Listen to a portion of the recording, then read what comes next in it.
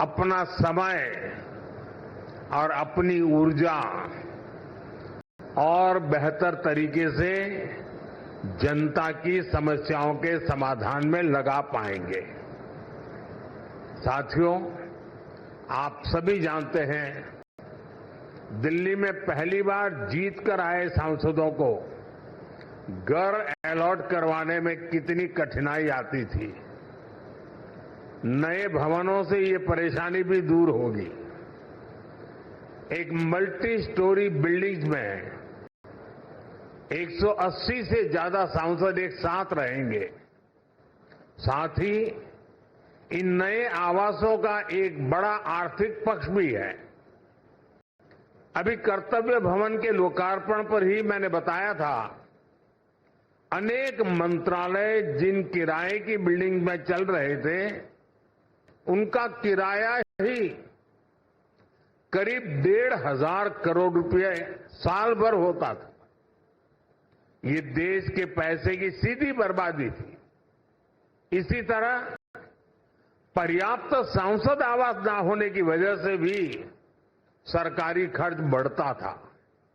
आप कल्पना कर सकते हैं, सांसद आवास की कमी होने के बावजूद 2004 से लेकर 2014 तक लोकसभा सांसदों के लिए एक भी नए आवास का निर्माण नहीं हुआ था। इसलिए 2014 के बाद हमने इस काम को एक अभियान की तरह लिया। 2014 से अब तक इन फ्लैट्स को मिलाकर करीब 350 सांसद आवास बनाए गए हैं। यानी एक बार ये आवास बन गए तब जनता का भी पैसा बच रहा है। साथियों, 21वीं सदी का भारत जितना विकसित होने के लिए अधीर है, उतना ही संवेदनशील भी है। आज देश कर्तव्य पथ और कर्तव्य भवन का निर्माण करता है तो करोड़ों देशवासियों तक पाइप से पानी पहुंचाने का अपना कर्तव्य भी निभाता है। आज देश अपने सांसदों के लिए नए घर का इंतजार पूरा करता है तो पीएम आवास योजना के जरिए 4 करोड़ गरीबों का गृह प्रवेश भी करवाता है। आज देश संसद की नई इमारत बनाता है तो सैकड़ों नए मेडिकल कॉलेज भी बनाता है। इन सब का लाभ हर वर्ग, हर समाज को हो रहा है। साथियों, मुझे खुशी है कि नए सांसद आवासों में सस्टेनेबल डेवलपमेंट, इसका भी विशेष ध्यान रखा गया है। ये भी देश के प्रो एनवायरमेंट और प्रो फ्यूचर सेफ इनिशिएटिव का ही हिस्सा है।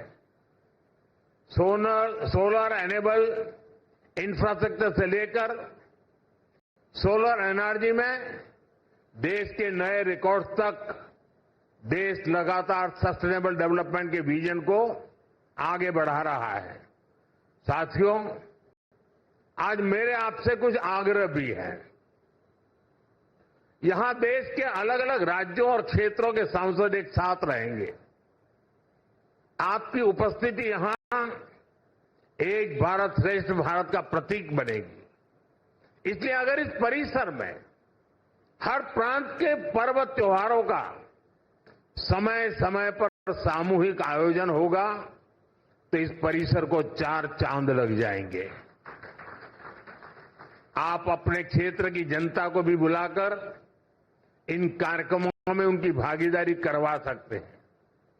आप अपने अपने प्रांतों की भाषा के कुछ शब्द भी एक दूसरे को सिखाने का प्रयास कर सकते हैं। सस्टेनेबिलिटी और स्वच्छता, ये भी इस बिल्डिंग की पहचान बने, ये हम सबका कमिटमेंट होना चाहिए। न केवल सांसद आवास बल्कि पूरा परिसर हमेशा साफ स्वच्छ रहे तो कितना ही अच्छा होगा। साथियों, मुझे आशा है हम सब एक टीम की तरह काम करेंगे। हमारे प्रयास देश के लिए एक रोल मॉडल बनेंगे और मैं मंत्रालय से और आपके आवास कमेटी से आग्रह करूंगा, क्या साल में 2 या 3 बार ये सांसदों के जितने परिसर है उनके बीच स्वच्छता की कंपटीशन हो सकती है क्या? और फिर घोषित किया जाए कि आज ये जो ब्लॉक था वो सबसे ज्यादा स्वच्छ पाया गया। हो सकता है 1 साल के बाद हम ये भी तय करें कि सबसे अच्छे वाला कौन सा और सबसे बुरे वाला कौन सा, दोनों घोषित करें। साथियों, मैं जब ये नवनिर्मित फ्लैट देखने गया तो मैं जब अंदर प्रवेश किया तो पहला मेरा कमेंट था, इतना ही है क्या? तो उन्होंने कहा, नहीं साहब, ये तो शुरुआत है, अभी अंदर चलो आप। मैं हैरान था जी, मुझे नहीं लगता कि सारे कमरे आप भर पाएंगे।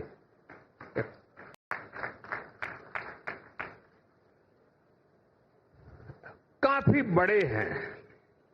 मैं आशा करूंगा इन सब का सदुपयोग हो। आपके व्यक्तिगत जीवन में, आपके परिवार जीवन में ये नए आवास भी एक आशीर्वाद बने। मेरी बहुत बहुत शुभकामनाएं हैं। धन्यवाद।